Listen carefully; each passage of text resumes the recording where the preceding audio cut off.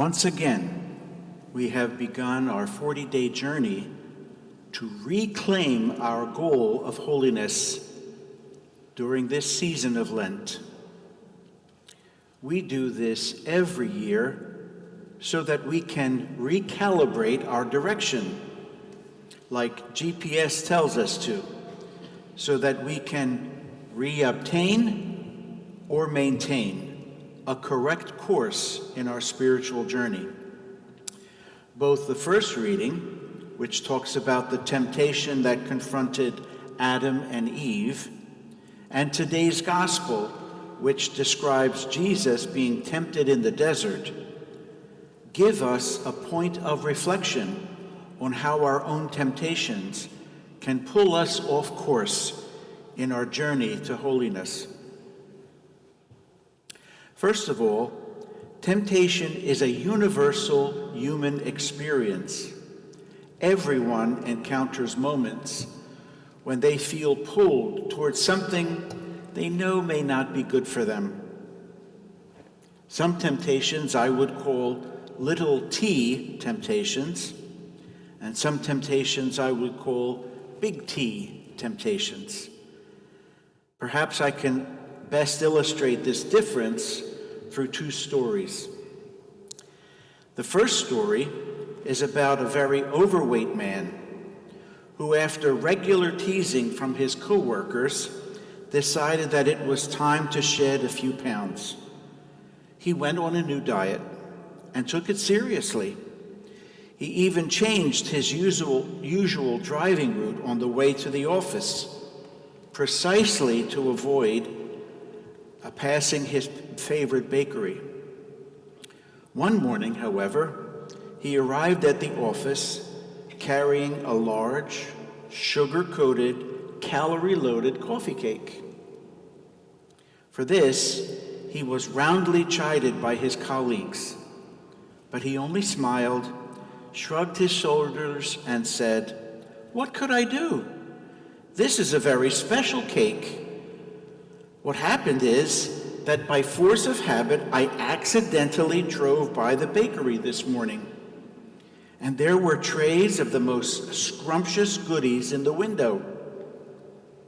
Well, I felt this was no accident that happened, that I passed by, so I prayed, 'Lord, if you really want me to have one of those delicious coffee cakes, let me find a parking space right in front of the bakery.'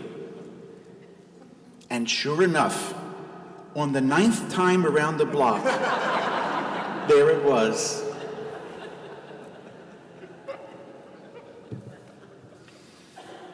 This overweight man rationalized his way into succumbing to temptation. This is something we all may be guilty of. Temptation comes in many forms. The urge to procrastinate instead of working, the impulse to say something hurtful in anger, the propensity to indulge in unhealthy habits, or the rationalization to compromise one's value for short-term gain. That's just to mention a few examples.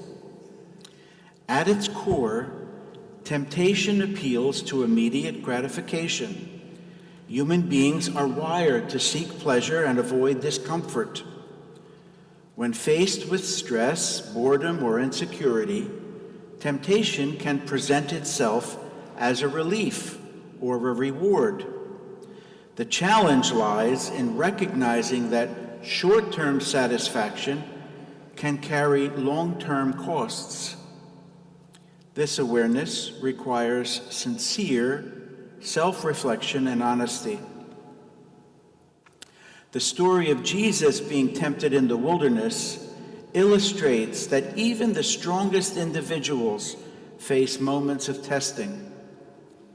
The narrative does not portray temptation as a sign of weakness, but as a natural part of the human condition. What matters most is our response.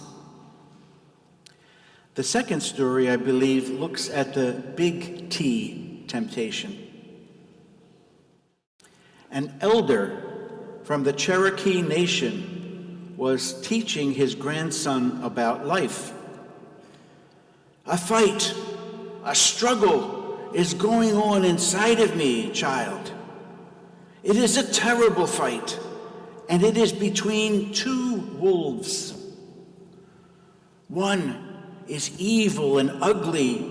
He is anger, envy, war, greed, arrogance, self-pity, sorrow, regret, guilt, resentment, inferiority, lies, false pride, superiority, selfishness, and ego. The other wolf, however, is beautiful and good. He is joy, peace, love, hope, serenity, humility, kindness, benevolence, justice, fairness, empathy, generosity, truth, compassion, gratitude, and vision. This same fight, this same struggle is going on inside of you, and in fact, inside of every other person. The grandson paused deeply in reflection about what the grandfather had just said. And then he asked, "Oh, grandfather, which wolf will win?" The old Cherokee replied, "The wolf you feed." What makes temptation powerful is not just the desire itself, but the internal conflict it creates between what we crave in the moment and what we believe is right in the long run. An important strategy in dealing with these powerful and fundamental temptations is identifying and strengthening one's sense of Christian vocation and values. We have to decide which wolf we will feed, which set of values we will nourish. In our modern setting, we might ask ourselves, which leaders in the political or secular arena will we choose to listen to and emulate? Which news sources will we give the power to form our thinking? Will our Catholic faith determine whose disciples we will be?